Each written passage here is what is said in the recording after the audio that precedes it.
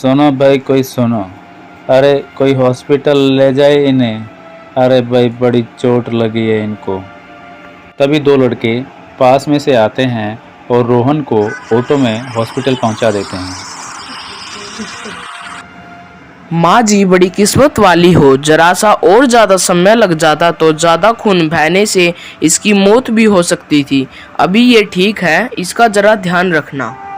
अरे क्या खा किस्मत अच्छी है, बड़ा बेटा तो बिल्कुल बेवड़ा है, कमाता धमाता है नहीं, ऊपर से फिजूल खर्ची। ठीक है माँ जी, अब तो संभालना ही पड़ेगा ना।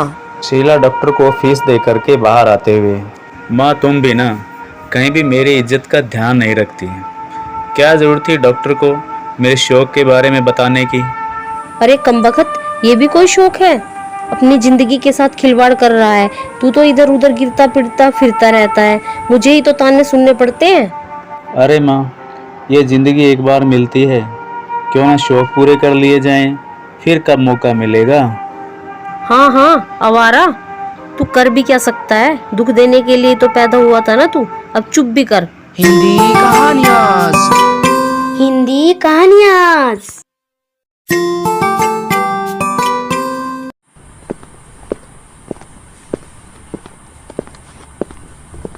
एक बात बताओ, तुम रोहित के पास क्यों नहीं रहती?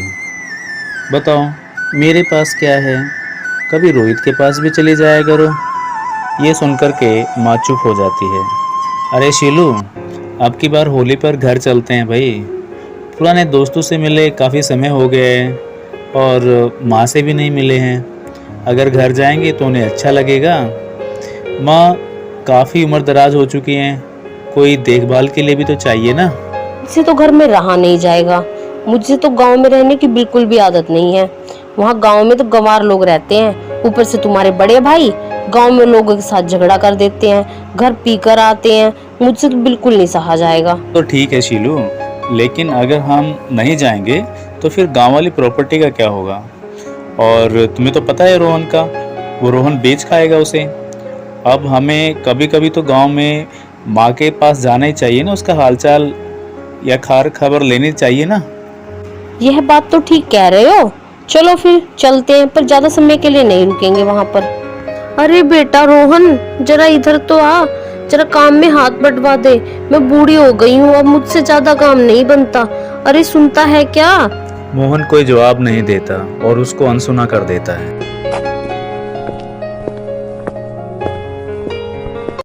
अरे लगता है ये तो पी के पड़ा है, ये तो कोई काम करने से रहा।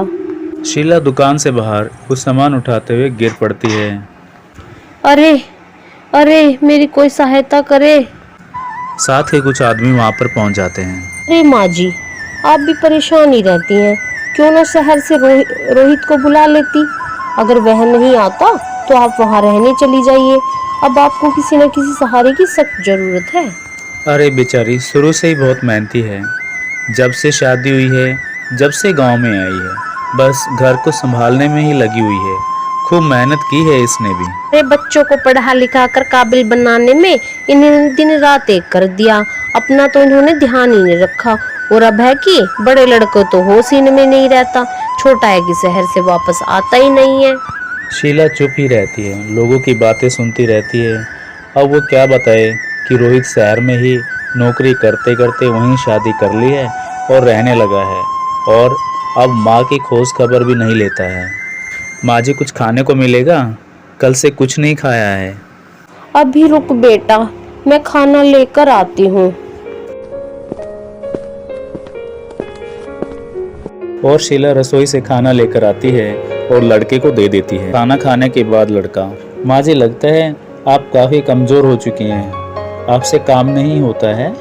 अगर आपको ठीक लगे तो मैं आपके पास रह कर के काम करने के लिए तैयार हूँ, आप मुझे काम पे रख सकती हैं। शीला अपने आप से, यह लड़का ठीक ही कहता है, शहर से रोहित आएगा नहीं, रोहन को होश रहता नहीं, अब बाजार से सामान भी लाना ले जाना लगा ही रहता है, ऊपर से उस छोटे से खेत की देखभाल कौन करे, मेरे तो बस में ही नहीं है। ठीक है बेटा, तुम मेरी थोड़ी सी मदद कर दिया करो, और यहीं पर घर खाली पड़ा है, यहीं पर रह लिया करो और खाना खाया करो। ठीक है माँ जी, मैं आपको ज़रूर सहायता करूँगा।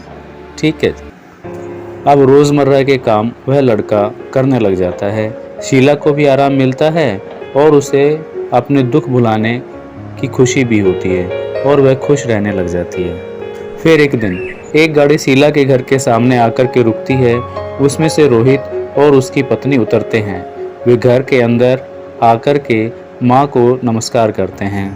माँ, काफ़ी समय से मिला नहीं था आपसे, तो सोचा कि क्यों ना मिल लूँ, बड़ी याद आ रही थी आपकी। ठीक किया बेटा तूने, अब थोड़ा आराम कर ले। हाँ माँ जी, मैं तो भूल ही गया था कि अरे हाँ, ये जो है ना आपकी बहू शीलू है और ये आपसे मिलना चाहती थी। नमस्ते माँ जी। ठीक है बेटा, अब तुम थोड़ा आराम कर लो। दोनों घर के अंदर आराम करने चले जाते हैं। ये लो माँ जी, मैं बाजार से आवश्यक सामान ले आया हूँ। अब एक बार खेत को देख आता हूँ। ठीक है बेटा, शाम को जल्दी आना, मेरा बेटा बहू आए हुए हैं, उनसे मिलवाना है। ठीक है माँ जी, मैं जल्दी आऊँगा, आप चिंता ना करें। आपने आपको संभालना, ठीक है। शीलू जल्दी करो, कोई जग जाएगा। वो माँ की अलमारी में गहने हैं ना, जल्दी से निकाल लो उसे। उनको चोरी करते हुए वह लड़का देख लेता है जो माँ के साथ रहने के लिए नया नया वहाँ पर आया था। अरे बेटा रोहित, मैंने आप लोगों के लिए पूरी जिंदगी कमाया, अगर तुम मुझसे मांग लेते तो मुझे बहुत अच्छा लगता।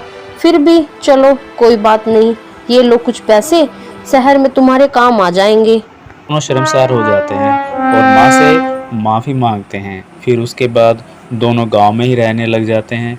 दोनों का यह निर्णय माँ की सेवा में बड़ा काम आता है और माँ भी बड़ी हंसी खुशी उनके साथ अपनी ज़िंदगी बिता रही होती है। Subscribe our channel for more videos.